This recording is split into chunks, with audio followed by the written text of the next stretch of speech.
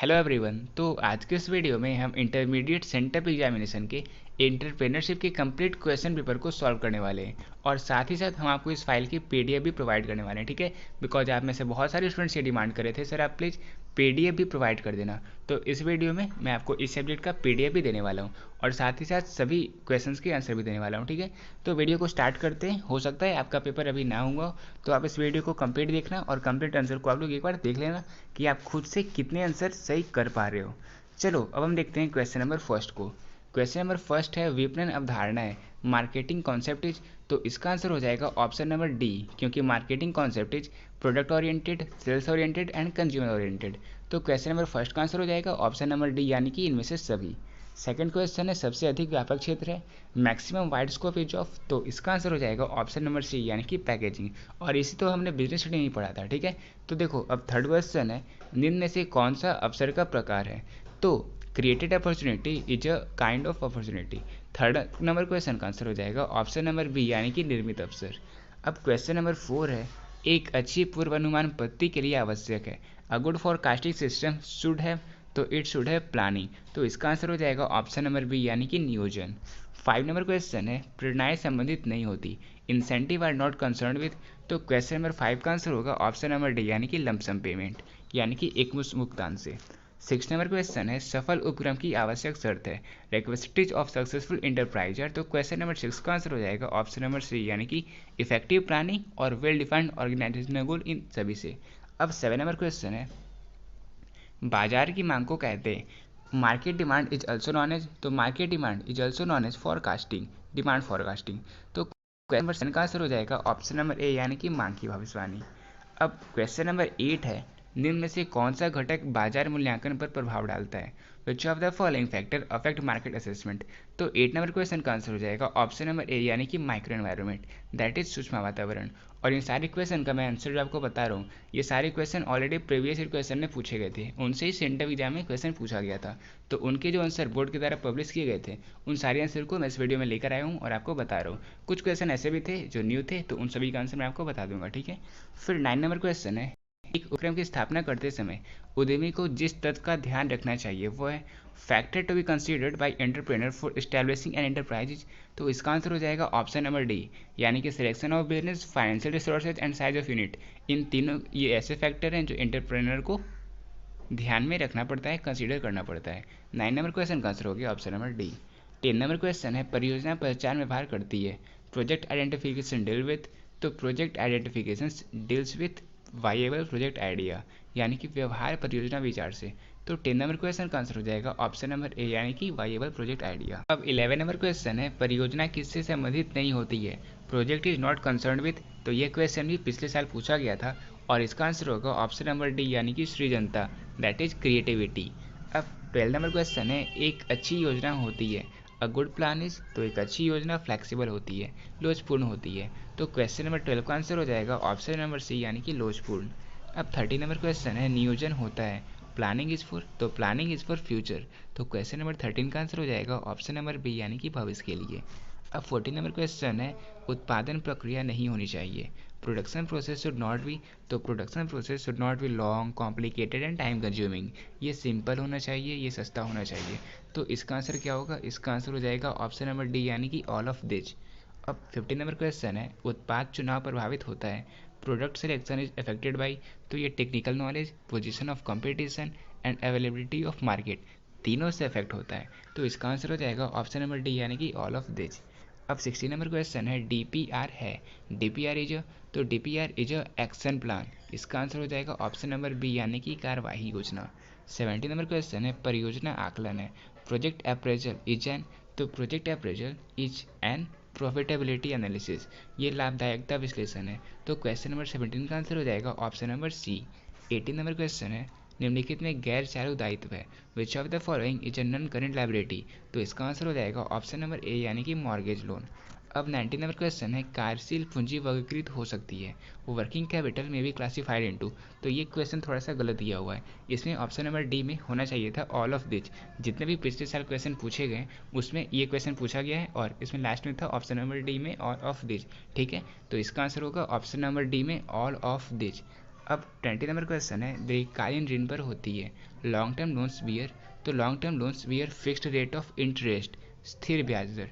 तो question number 20 का answer हो जाएगा ऑप्शन नंबर। अब 21 नंबर क्वेश्चन है, प्रारंभिक रहतिया है ओपनिंग स्टॉकेज, तो opening stockage and application of fund, इसका आंसर हो जाएगा ऑप्शन नंबर बी यानी कि कोष का प्रयोग। अब 22 नंबर क्वेश्चन है, बीईपी वह है जहाँ, तो बीईपी एक ऐसा सिचुएशन है जहाँ ना प्रॉफिट होता है ना लॉस होता है, ठीक है। तो इसका आंसर हो जाएगा ऑप्शन नंबर सी यानी कि there is neither profit nor loss. 23 number question है, अंशदान है कॉन्ट्रीब्यूशन इज, तो contribution is sales less variable cost. 23 number question का आंसर हो जाएगा ऑप्शन नंबर बी यानी कि बिक्री में परिवर्तनशील लागत को हम घटा देते हैं। फिर 24 नंबर क्वेश्चन है, लाभदायकता अनुपात सामान्यतः प्रदर्शित की जाती है, तो इसे सामान्यतः प्रतिशत में प्रदर्शित किया जाता है। तो इसका आंसर हो जाएगा ऑप्शन नंबर बी यानी कि profitability ratio is generally shown in percentage. 25 number question है, वित्तीय स्थिति अनुपात सामान्यतः प्रदर्शित किया जाता है, financial position ratio generally shown in, तो इसे हम सिंपल रेशियो में प्रदर्शित करते हैं। 25 नंबर क्वेश्चन का आंसर हो जाएगा ऑप्शन नंबर सी यानी कि साधारण अनुपात में। 26 नंबर क्वेश्चन है, चालू अनुपात होता है करंट रेशियो इज, तो current ratio is balanced ratio, इसका आंसर हो जाएगा ऑप्शन नंबर ए यानी कि आर्थिक चिट्ठा अनुपात। 27 नंबर क्वेश्चन है, तरलता का सबसे सख्त परीक्षण है the most rigorous test of liquidities, तो इसका आंसर हो जाएगा ऑप्शन नंबर सी यानी कि absolute quick ratio, that is पूर्ण तीव्र अनुपात, ठीक है। फिर 28 नंबर क्वेश्चन है, साहसिक पूंजी में रहता है वेंचर कैपिटल इन्वॉल्व, तो venture capital involve huge risk, उच्च जोखिम, तो इसका आंसर हो जाएगा ऑप्शन नंबर ए, ठीक है। तो अब 29 नंबर क्वेश्चन है, औद्योगिक क्षेत्र है, तो औद्योगिक क्षेत्र औद्योगिक स्थान है, इसका आंसर हो जाएगा ऑप्शन नंबर बी यानी कि औद्योगिक स्थान।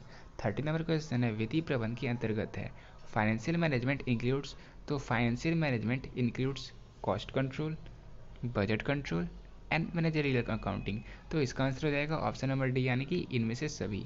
31 नंबर क्वेश्चन है, प्रबंध एक पेशा है यह कथन है, तो देखो बिजनेस स्टडी में भी मैंने आपको सेकंड चैप्टर पढ़ाया था और फर्स्ट चैप्टर भी पढ़ाया था, तो मैंने आपको बताया था प्रबंध एक पेशा है, ये किसने कहा था, एक प्रोफेशनल एसोसिएशन ने जो कि है अमेरिकन प्रबंध एसोसिएशन, तो इसका आंसर हो जाएगा ऑप्शन नंबर बी, ठीक है।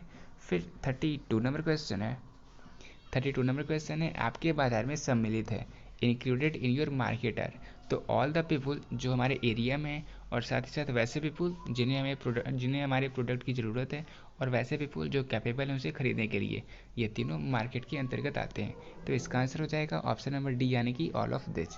फिर 33 नंबर क्वेश्चन है, विज्ञापन है एडवर्टाइजमेंट इज, तो advertisement is a non personal communication process, इसका आंसर हो जाएगा ऑप्शन नंबर बी यानी कि एक गैर वैयक्तिक संप्रेषण प्रक्रिया। अब 34 नंबर क्वेश्चन है, अंश निर्गम एक स्रोत है issue of share is a source of, तो issue of share is a source of long term finance, तो इसका आंसर हो जाएगा ऑप्शन नंबर सी यानी कि दीर्घकालिक वित्त का। 35 नंबर क्वेश्चन है, बॉन्ड ऋण साधन है bond loan is a source of, तो bond loan is a source of medium term loan यानी कि मध्य अवधि ऋण का। अब 36 नंबर क्वेश्चन है, लाभों का पुनः निवेश एक स्रोत है ploughing back of profit is a source of, तो it is a source of long term finance. Question number 36 का आंसर हो जाएगा ऑप्शन नंबर सी यानी कि दीर्घकालिक वित्त का। और ये सारे क्वेश्चन जो सेंटिफिक एग्जाम में पूछे गए थे, सारे क्वेश्चन जो हम ऑनगोइंग सीरीज में कवर करने वाले थे उनसे ही पूछे गए थे, तो आप देख लेना accounts, BST, eco, EPS, Hindi, English, चाहे वो कोई भी सब्जेक्ट हो, जो हम क्वेश्चंस अपनी ऑनगोइंग सीरीज में कवर कर रहे हैं, इससे बाहर एग्जाम में कोई क्वेश्चन नहीं होगा, आप 100 मार्क्स के क्वेश्चंस आसानी से सॉल्व कर लोगे। तो हमारी सीरीज़ को स्टार्ट से एंड तक फॉलो जरूर करना, ठीक है। ये मैसेज उन स्टूडेंट्स के लिए था जो न्यू है। चलो अब देखते हैं नेक्स्ट क्वेश्चन को। 37 नंबर क्वेश्चन है, चल लागत का श्रेष्ठतम उदाहरण है best example of variable cost is, तो material cost is a best example of variable cost, तो इसका आंसर हो जाएगा ऑप्शन नंबर बी यानी कि सामग्री लागत। फिर 38 नंबर क्वेश्चन है, निम्न में से कौन पर्यावरण का प्रकार है, तो इंटरनल एनवायरनमेंट और एक्सटर्नल एनवायरनमेंट, ये दोनों एनवायरनमेंट के प्रकार हैं, तो इसका आंसर क्या होगा, इसका आंसर हो जाएगा ऑप्शन नंबर सी यानी कि बोथ ए एंड बी, और इसे तो हमने बीएसटी में भी पढ़ा था, ठीक है। फिर नेक्स्ट क्वेश्चन है, नियोजन भविष्य को पकड़ने के लिए बनाया गया पिंजड़ा है, यह कथन है, तो देखो ये कथन भी हमने पढ़ा था बीएसटी के चैप्टर में, और वहाँ मैंने आपको इन सबकी ट्रिक भी दी थी। इसका क्या आंसर होगा, इसका आंसर हो जाएगा ऑप्शन नंबर सी यानी कि एलन का, ठीक है। फिर नेक्स्ट क्वेश्चन है, क्वेश्चन नंबर 40 है, आईएफसीआई स्थापित की गई, तो आईएफसीआई को 1948 में इस्टेब्लिश किया गया था। क्वेश्चन नंबर 42 का आंसर हो जाएगा ऑप्शन नंबर बी यानी कि 1948 में। 41 नंबर क्वेश्चन है, टेलीफोन व्यय है telephone expenses is semi variable, तो इसका आंसर हो जाएगा ऑप्शन नंबर बी यानी कि अर्धचल व्यय। अब 42 नंबर क्वेश्चन है, बैंक साख एक स्रोत है, bank credit is a source of, तो bank credit is a source of short term finance. Question number 42 का आंसर हो जाएगा ऑप्शन नंबर ए यानी कि अल्प अवधि वित्त का। फिर 43 नंबर क्वेश्चन है, व्यवसाय का नियामक ढांचा संबंधित होता है, regulatory framework of business is concern with, तो it is concern with regulation. Question number 43 का आंसर हो जाएगा ऑप्शन नंबर ए यानी कि विनियमन से। 44 नंबर क्वेश्चन है, निम्न में से कौन सा अवसर बोध का तत्व है, which of the following is an element of sensing the opportunity, तो इसे तो हमने फर्स्ट चैप्टर में ही पढ़ा था, ability to perceive, insight into the change and innovative quality, which all are the element of sensing the opportunity। तो question number 44 का आंसर हो जाएगा ऑप्शन नंबर डी यानी कि इनमें से सभी। तो 45 नंबर क्वेश्चन है, आधारभूत सक्षमता संबंधित है, कोर कॉम्पिटेंसी रिलेट्स विथ, तो it is related with intrinsic value addition, इसका आंसर क्या हो जाएगा। अब 46 नंबर क्वेश्चन है, बाजार मूल्यांकन के लिए निम्नलिखित में से कौन सी बातें आवश्यक है, तो मांग, पूर्ति और प्रतिस्पर्धा की प्रकृति, ये तीनों मार्केट असेसमेंट के लिए इंपॉर्टेंट है, तो इसका क्या आंसर हो जाएगा, इसका आंसर हो जाएगा ऑप्शन नंबर डी यानी कि इनमें से सभी। फिर 47 नंबर क्वेश्चन है, उपकरणों के प्रमाणीकरण में कमी होती है, lack of standardisation of the equipment is due to, तो it is because of external constraint, बाहरी बाधाओं से, तो इसका क्या आंसर हो जाएगा, इसका आंसर हो जाएगा ऑप्शन नंबर बी।